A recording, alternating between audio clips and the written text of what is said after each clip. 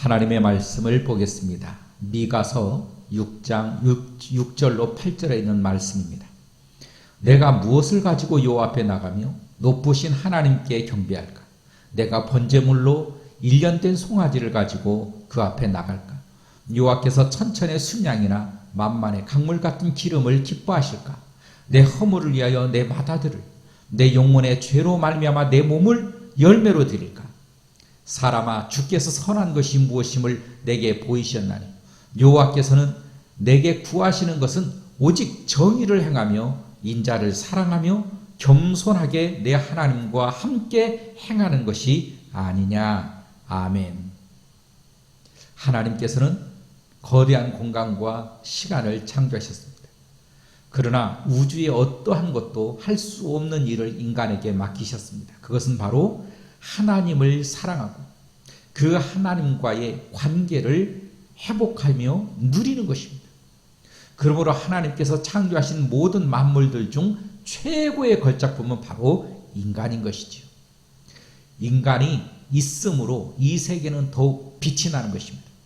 창조주 하나님은 바로 그 인간들로 인하여서 인정을 받고 경배를 받습니다. 또한 하나님께서 창조하신 모든 사물들 중 창조의 뜻을 이해하고 그 질서대로 다스리고 가꿀 수 있는 피조물도 오직 인간뿐이라고 하는 것입니다. 그러나 인간이 하나님을 떠나 그 일을 행할 수 있는 것은 더더욱 아니라고 하는 사실을 우리는 명심해야 되는 것입니다. 성경은 인간을 종종 양에게 비유합니다. 하나님은 이스라엘을 내 양떼라고 부르셨습니다. 예수님도 자신을 따르는 사람들을 양이라고 하셨고 하나님을 믿지 않는 비신자들까지도 우리 밖에 있는 나의 양이라고 하셨습니다. 나는 선한 목자요. 나는 내 양을 알고 내 양도 나를 안다라고 주님께서 말씀하셨습니다. 그것은 마치 아버지께서 나를 아시고 내 아버지를 아는 것과 같다고 하셨습니다. 나는 양들을 위하여 내 목숨을 버리며 나에게 이 우리 속에 속하지 않은 양들도 있음을 표면적으로 말씀을 해주고 있음을 알 수 있습니다. 나는 그 양들도 내게로 이끌어 와야 된다. 그들도 내 목소리를 들을 것이며 한 목자 아래서 한 무리의 양떼가 될 것이라고 하는 사실을 요한복음 10장에서 14절로 16절에 분명히 말씀하고 있습니다. 이처럼 예수님은 모든 인류를 양떼로 보셨는데 왜 인간을 양에게 비유했을까요? 하나님께서 창조하신 동물에게는 각각의 자신을 보호할 수 있는 것들이 있습니다. 마치 날카로운 이빨이라든가 강하고 빠른 다리라든가 강력한 뿔이라든가 또는 커다란 몸짓 등 적으로부터 자신의 생명을 보호할 수 있는 그런 훌륭한 조건들이 다들 있습니다. 그러나 양은 아무것도 없다는 것입니다. 빠른 다리가 있는 것도 아니고 날카로운 이빨을 가진 것은 더더욱 아니고 뿔이 있기는 하지만 그것은 상대방을 받을 수 있는 그런 방어적 뿔이 아닙니다. 그러니까 양은 처음부터 창조될 때부터 인간 가까이에서 인간들의 돌봄을 받으며 살 수 있도록 그렇게 창조가 되었다라고 하는 것을 알 수가 있다는 것이죠. 인간도 처음 만들어질 때부터 하나님을 전적으로 의지하며 살도록 만들어진 존재라고 하는 그 사실을 우리는 기억해야 되는 것입니다. 그래서 기독교 신앙의 가장 탁월한 목적은 하나님을 위해 위대한 일을 하는 것이 아닙니다. 무슨 엄청난 업적을 남기거나 높은 지위에 오르는 것, 그런 것이 하나님의 목적이 아니라는 것입니다. 기독교 신앙이 추구하는 가장 중요한 가치는 하나님을 향한 순수하고 절대적인 의존이라고 하는 것입니다.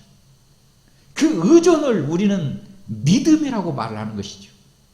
자신을 전적으로 하나님을 의지하고 그분의 은혜가 아니면 자신은 아무것도 아니라고 하는 그 고백 속에서 하나님께 자신을 의탁하는 것이 우리의 신앙에서 가장 중요한 핵심이라고 말할 수가 있는 것입니다. 그러므로 양떼로 비유했던 것처럼 바로 우리 스스로가 양떼처럼 하나님을 의지하는 의존적 존재로 창조되었음을 간과해서는 우리는 실패할 수밖에 없다는 것입니다. 우리 스스로가 힘이 세다고요? 천만의 말씀입니다. 내 스스로 무엇인가 할 수 있다고요? 천만의 말씀인 것입니다. 나 홀로 서려고 하는 그 자체가 바로 죄라고 하는 것입니다. 왜냐하면 하나님의 창조를 부인하기 때문에 그렇습니다. 하나님께서 만드신 그 창조의 그 모든 원리를 부정하기 때문에 그것은 전적으로 하나님에 대한 도전인 것입니다.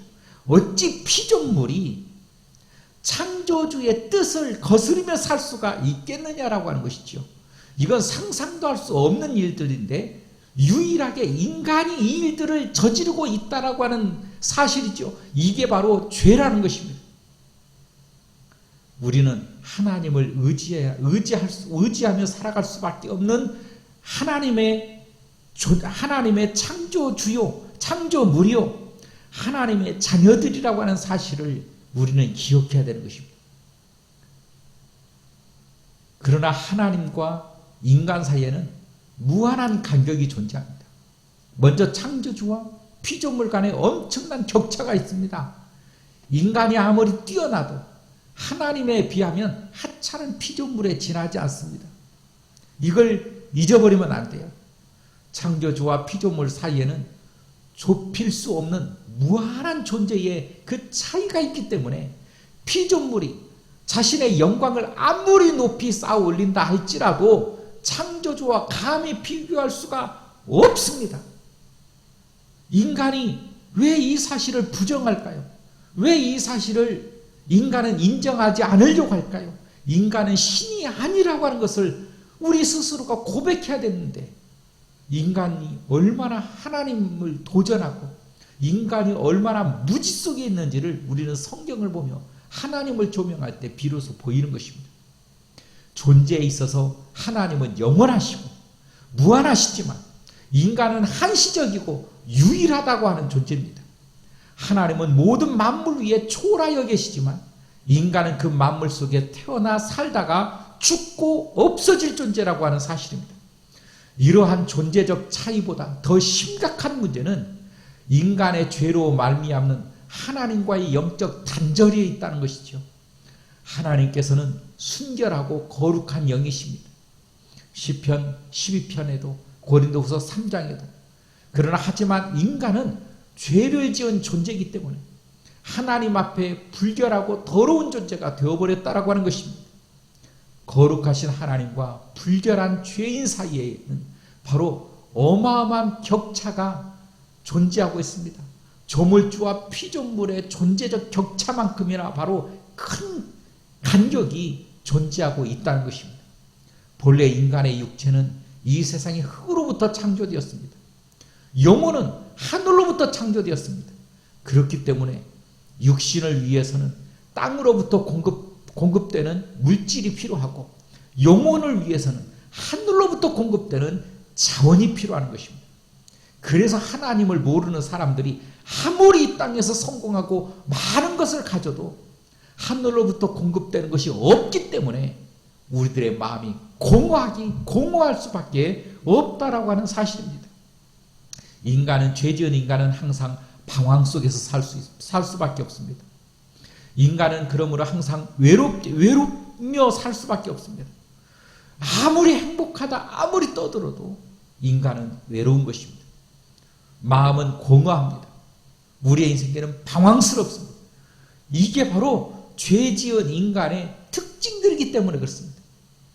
인간의 죄로 말미암은 영적 단절 때문에 인간에게 주어진 하나님의 생명과 사랑은 끊어지게 되었다라고 하는 것을 우리는 알 수 있습니다. 즉 영혼을 위해서 공급되어야 할 하늘의 자원, 바로 하나님과의 관계가 결핍되었기 때문에 끊어졌기 때문에 그로 인하여 인간은 비참한 존재가 되었다라고 하는 것입니다. 여러분 그러므로 인생이 외롭습니까? 하나님을 찾기를 바랍니다. 인생이 방황스럽습니까? 하나님을 찾아야 됩니다. 인생이 고통스럽습니까? 하나님을 찾을 수 있기를 주의 이름으로 축원합니다. 인간이 역사 속에서 추구해왔던 예술과 학문과 다양한 종교와 철학과 사상, 심지어 미신들도 죄로 말미암아 도입된 그 하나님과의 단절을 극복하고자 하는 바로 인간들의 몸부림임을 우리는 알아야 됩니다. 곤고한 영혼을 위해 어떠한 자원을 획득하려고 인간은 끊임없이 노력하고 이 모든 노력은 전부 실패로 돌아갈 수밖에 없는 것들입니다. 왜냐하면 그것들은 하나님을 대신할 수가 없기 때문에 그렇습니다. 하나님으로부터 창조되었기 때문에 하나님으로부터 오는 그 관계, 하나님으로부터 오는 그 축복이 인간의 영혼을 진정으로 위할 수 있는 자원이 될 수 있다는 것을 알아야 됩니다. 하나님을 대신할 그 어떤 것도 이 세상에는 없습니다. 종교도 철학도 사상도 예술도 학문도 미신들이라 할지라도 하나님을 대신할 수는 없습니다. 과학도 마찬가지입니다. 우리 이상도 꿈도 마찬가지입니다. 하나님을 대신할 수 있는 것은 그 어떤 것도 없습니다. 그러므로 하나님으로 인하여 갈증을 느끼는 그 결핍은 오직 하나님으로만 채워야 된다라고 하는 사실입니다. 그 선물을 우리는 예수 그리스도를 통하여 해결받을 수가 있다라고 하는 사실, 이것이 바로 복음입니다. 하나님께서 아무런 희망도 없이 몸부림치는 인간을 불쌍히 여기셨지요. 그래서 예수 그리스도를 통해서 구원의 길을 열어 놓으셨습니다. 예수님의 십자가의 공로를 토대로 우리는 다시 하나님께로 하나님을 채울 수가 있게 되었다는 것입니다. 하나님과 관계를 회복할 수 있게 되었다는 것입니다. 복음은 문자 그대로 기쁜 소식이라고 하는 굿뉴스라고 하는 말입니다. 나와 상관없이 남에게만 기쁜 소식, 남에게만 굿뉴스가 아니라 오늘 나의 행복과 직결되는, 나의 인생과 직결되는, 나의 이익과 직접적으로 연관되어지는 의미에서 바로 기쁜 소식이라고 하는 것입니다. 이 기쁜 소식이 바로 예수 그리스도께서 이 세상에 오셨다라고 하는 것이고 그분을 통하여서 인생에 주어졌다라고 하는 것입니다. 복음을 길게 설명할 수 있고 짧게 말할 수도 있습니다. 그러나 길게 설명하려면 수천 수만 권의 책으로도 다 기록할 수가 없습니다. 그러나 가장 짧게 말한다면 복음은 이런 것입니다. 예수님이 우리를 위해 십자가에서 죽으셨다가 다시 살아나셨다. 그렇다면 이것이 왜 기쁜 소식이 됩니까? 이것이 왜 복음일까요? 인간이 범죄한 이유로 하나님과의 관계가 단절되었을 뿐만 아니라 이 세상은 사탄의 영향력 아래에 놓이게 되었지요. 사탄은 이 세상 나라를 세워 자기 스스로 통치자가 되었습니다. 그리고 인간들의 마음을 자기에게 복종시켜 본질상 진노의 자녀가 되게 했다라고 하는 것입니다. 그때 여러분은 허물과 죄 가운데서 이 세상의 풍조를 따라 살았고 공중의 권세를 잡은 통치자 곧 지금 불순종의 자식들 가운데서 작용하는 그 영을 따라 살았습니다. 우리도 모두 전에는 그들 가운데서 육신의 정욕대로 살았고 육신과 마음이 원하는 대로 행했고 나머지 사람들과 마찬가지로 날 때부터 진노의 자식이었습니다. 또한 사탄은 이 세상에 영향을 행사하며 죽음이라는 카드로 인류를 위협해오고 있습니다. 그러나 한 사람으로 말미암아 죄가 이 세상에 들어오고 그 죄로 말미암아 사망이 왔다라고 말한 것처럼 모든 사람이 죄를 지었고 사망이 모든 사람에 이르렀다고 로마서 5장 12절에 말씀하고 있습니다. 때로는 이런 죄를 지으면 너희에게 이런 유익과 기쁨과 성공을 줄 것이라고 유혹하기도 하며 꿈을 품도록 만들어서 그 꿈 때문에 다른 사람을 짓밟고 부추기기도 하는 그런 아주 야릇한 유혹의 음성들이 우리에게 들려올 때가 있습니다. 그런 강력한 힘에서 풀려날 수 있는 사람은 아무도 없습니다. 보통 스스로 자기가 자기를 생각할 때는 자기는 죄 가운데 빠지지 않을 것이라고 하는 막 자신을 갖고 있는 사람들도 있습니다. 그러나 한 사람도 없음을 성경은 말하고 있어요. 하나님이 그 얽매인 사슬에서 풀어주지 않으면 인간에게는 자유가 없습니다. 의인은 없나니 하나도 없다고 말했습니다. 한 사람도 의인은 될 수가 없어요. 예수님께서 우리의 죄를 풀어주지 않는 이상은 우리 스스로는 그 어떤 죄도 빠져나갈 수가 없습니다. 결국 하나님의 위대한 능력이 사람의 몸으로 이 세상에 오신 예수 그리스도, 바로 예수를 통해서만 이룰 수 있다라고 하는 것입니다. 그리스도 예수의 십자가의 죽음과 부활은 인류를 사로잡고 있던 이 어마어마한 죄의 지배와 사탄의 권세를 끊어버리는 하나님의 능력이 되기 때문에 우리는 바로 예수 그리스도를 통해서만이, 그 예수 그리스도를 믿음으로만이 이 죄에서 벗어날 수 있다라고 말할 수 있는 것입니다. 다시 말해서 예수 그리스도께서 죽음을 이기시고 부활하신 사건은 사탄의 권세를 단숨에 깨뜨리고 하나님의 통치가 임하게 하신 일이라고 하는 사실입니다. 십자가와 부활 사건은 사탄이 인간을 향해 가진 최고의 지배 카드였는데 그 죽음을 무효로 만들어버리는 바로 그 일이 십자가의 죽음과 부활인 것입니다. 그러므로 이제 그리스도 예수 안에 있는 자에게는 결코 정죄함이 없나요? 이는 그리스도 예수 안에 있는 생명의 성령의 법이 죄와 사망의 법에서 너를 해방하였음이니라. 예수 그리스도께서 하나님께 순종하고 죽으신 후에 다시 사신 것처럼 누구든지 그분을 믿는 사람 역시 부활할 것이라고 하는 소망을 주셨습니다. 그래서 우리는 이제 죽음을 두려워하지 않게 되었습니다. 또한 예수 그리스도의 십자가의 죽음과 부활을 믿는 사람들마다 단절되었던 하나님과의 영적 관계가 회복되어지는 경험을 하게 될 것이라고 하는 것입니다. 이것이 바로 성령의 역사인 것입니다. 그렇게 예수님을 믿는 사람에게는 하늘로부터 생명과 사랑이 공급되어지는 것입니다. 여러분, 하나님의 사랑이라고 하는 것이 무엇입니까?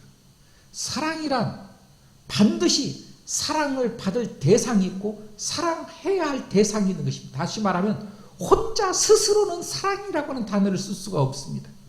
반드시 대상이 있을 때 사랑이라고 하는 단어가 만들어질 수 있는 것입니다. 하나님의 사랑은 나와 하나님과의 관계 속에서 만들어지는 능력인 것입니다. 예수님을 믿는 사람에게 하늘로부터 이 하나님의 생명과 하나님의 사랑이 공급됩니다. 하늘로부터 부어지는 능력으로 인하여 우리는 살아가면서 견딜 수 없는 일을 견딜 수 있고 사랑할 수 없는 사람을 용서할 수 있고 바로 사랑하며 살 수 있습니다. 또한 이전에 알지 못했던 인생의 참 의미를 깨달을 수 있게 되었고 자신이 지금 이곳에서 왜 살아야 하는지 무엇을 해야 하는지도 알 수 있게 되는 것입니다. 그래서 진정 사람다운 사람이 되는 것, 바로 이것이 예수 안에서만이 가능할 수 있다라고 하는 사실인 것입니다. 하나님은 우리와 비교되지 않을 정도로 높고 뛰어나신 분임에도 불구하고 우리와 관계를 맺기를 바라십니다. 우리와 사랑의 관계를 맺으면서 가족 관계로 지내기를 원하십니다. 예수 그리스도의 십자가는 티끌 같은 존재인 우리와 관계를 맺고 싶어 하시는 하나님의 사랑의 표현인 것입니다. 하나님의 사랑이 우리에게 이렇게 나타난 바 되었습니다. 하나님이 자기의 독생자를 세상에 보내시면 그로 말미암아 우리를 살리려 하려 하심이라. 사랑은 여기 있으니 우리가 하나님을 사랑하는 것이 아니요 하나님이 우리를 사랑하사 우리 죄를 속하기 위하여 화목제물로 그 아들을 보내셨음이니라. 이것이 바로 사랑인 것입니다. 그러나 이 모든 사실에 그저 객관적인 차원에서 머무르면 안 됩니다. 개인적인 신앙의 경험을 통해 각자 하나님과의 관계에서 인격적으로 경험해야 합니다.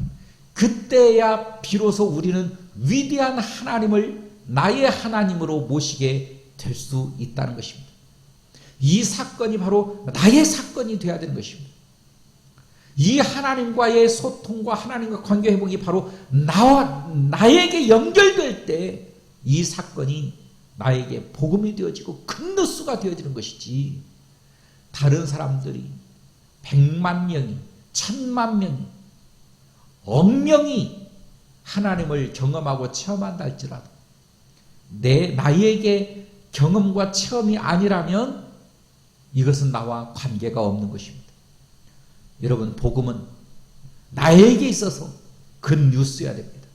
복음은 나에게, 내 삶에, 내 인생에, 곧 나에게 미치는 영향이어야 되는 것입니다. 하나님은 우리가 싫어하는데 다리를 걷어차서라도 억지로 무릎을 꿇게 하시는 분이 아니시기 때문에, 섬기지 않겠다고 하는 사람을 억지로 끌어다가 때려가면서 섬기라고 하지는 않습니다. 저 같으면 충분히 그렇게 할 수 있을 것 같은데, 하나님은 오히려 그런 식으로 되는 것을 싫어하십니다. 하나님이 보시기에 좋은 것을 우리도 좋아하기를 원하십니다. 그 일을 위해 우리의 생각을 일깨우시고 마음을 감동시켜서 우리가 스스로 하나님의 뜻을 깨닫고 행하도록 하신다라고 하는 것을 알아야 합니다. 이처럼 성경적 신앙은 인격적인 신앙이며, 인격적인 신앙은 세 가지 면으로 구성이 되는데 바로 지, 정, 의입니다. 지적인 면은 하나님의 말씀을 통해 주어지는 것이고, 하나님은 당신 자신이 진리의 말씀으로 다가오셔서 인간의 인간의 지성의 말을 건네십니다. 인간의 지성에 당신의 존재와 성품을 알려주시며 우리 스스로 그것을 깨닫고 납득하여 받아들이게 한다라고 하는 사실입니다. 하나님은 그렇게 우리의 지성을 설득하게 되는 것입니다. 이 세상에 하나님의 아름다움을 드러내는 증거는 수없이 많이 있지만, 성경은 그 모든 아름다움에 대한 증언의 보물창고라고 말할 수 있습니다. 성경 가운데 모든 것이 다 들어있습니다. 그래서 우리는 성경을 통해 하나님의 아름다우심을 생생하게 느끼며 이해할 수 있습니다. 하나님의 말씀을 이해하지 못할 때도 많지만, 말씀하시는 분이 하나님이시라고 하는 것을 인정하고 그분의 인격을 신뢰하는 마음으로 진리를 받아들이는 그것이 바로 믿음입니다. 믿음. 성경에 있는 말씀 하나들이 진리라고 하는 그 진리의 믿음이 우리 가운데서 역사되어지고 나타나서 하나님과의 관계를 만들어낸다는 것이죠. 이게 바로 우리에게 주신 지성의 축복인 것입니다. 하나님의 말씀에 대한 인간의 지적 깨달음은 하나님의 은혜로 말미암아 가능하고, 이 은혜의 본질은 하나님의 사랑으로 역사되는 것입니다.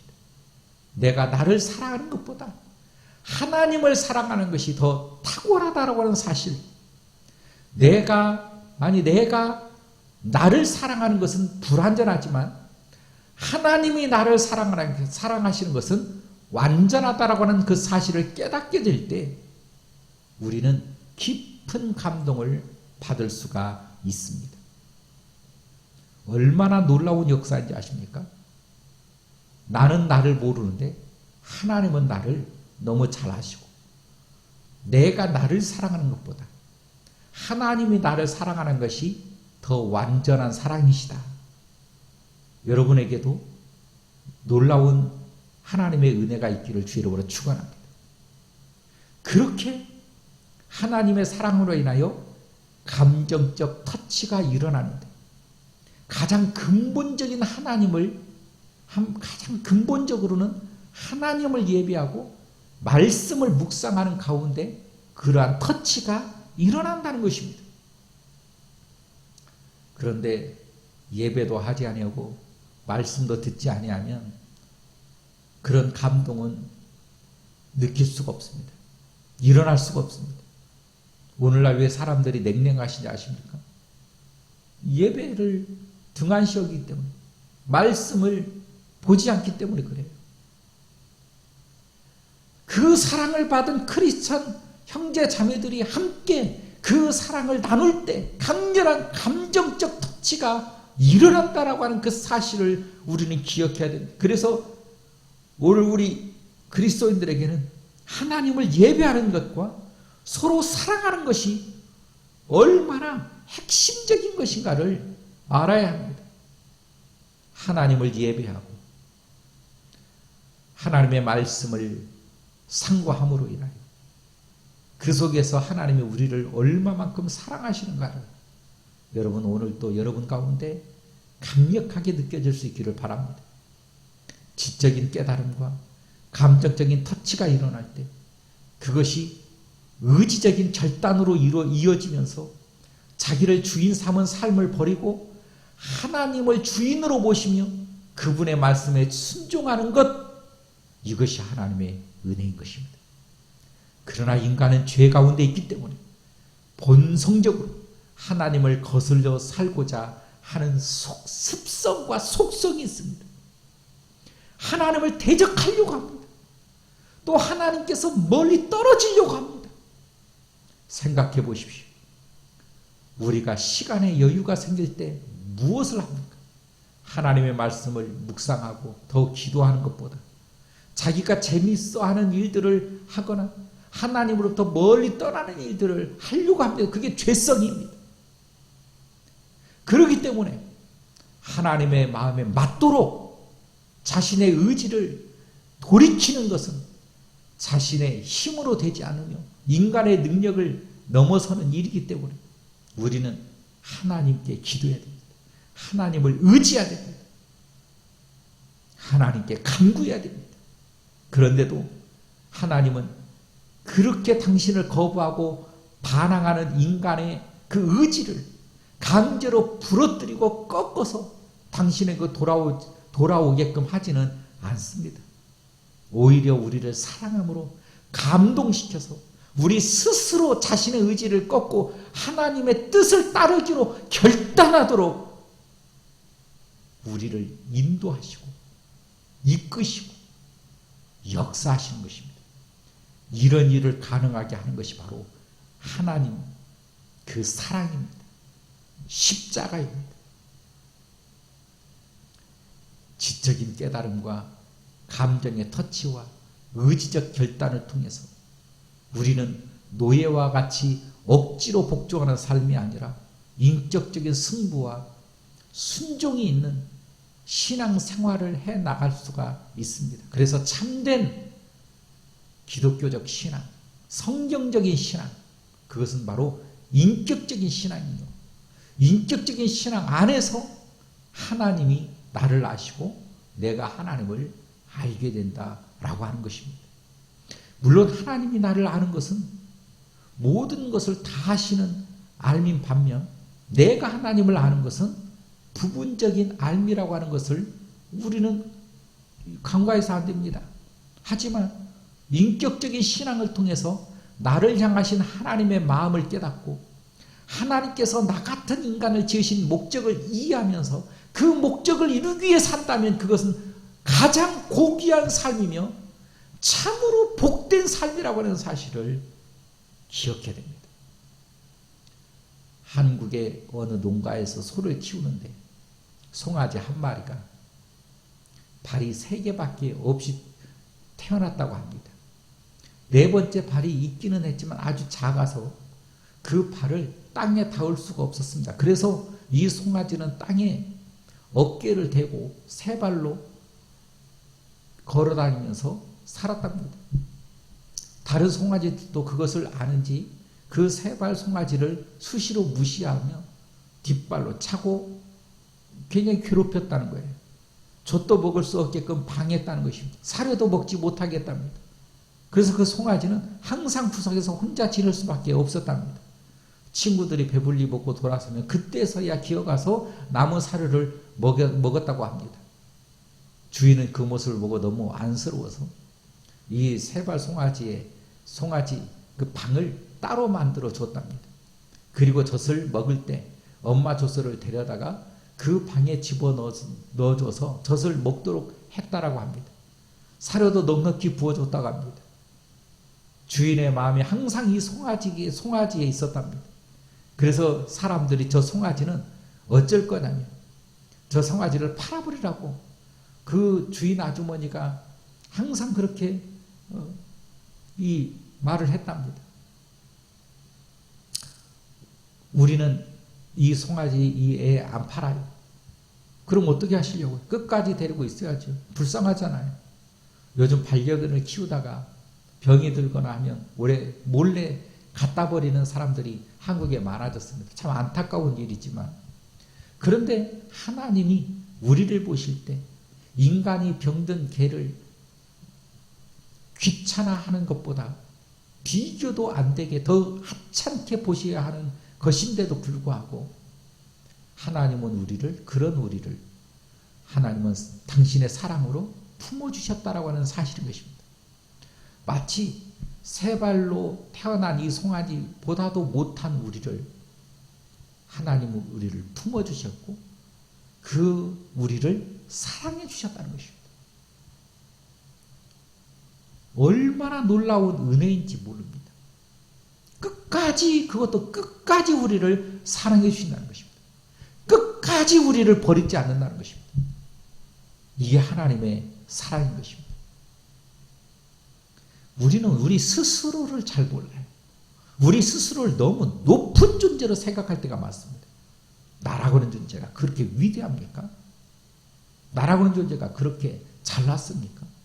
나라고 하는 존재가 그렇게 오점이 없을까요? 우리는 나라고 하는 존재를 너무 완벽하게 생각한다는 데 문제가 있는 것입니다. 얼마나 우리가 못난 존재이고 얼마나 우리가 죄덩어리인지를 깨달아야 하나님의 은혜가 클 텐데 우리 스스로를 너무도 모른다는 것입니다. 너무 착각을 해요. 여러분 하나님이 우리를 품어주신 그 은혜를 여러분 정말 감사하며 살 수 있기를 바랍니다. 우리에게 약점이 있을 때 사람들은 우리를 무시하고 싫어하죠. 그러나 하나님은 그러한 우리를 오히려 긍휼히 여겨주신다는 사실을 기억하시기 바랍니다.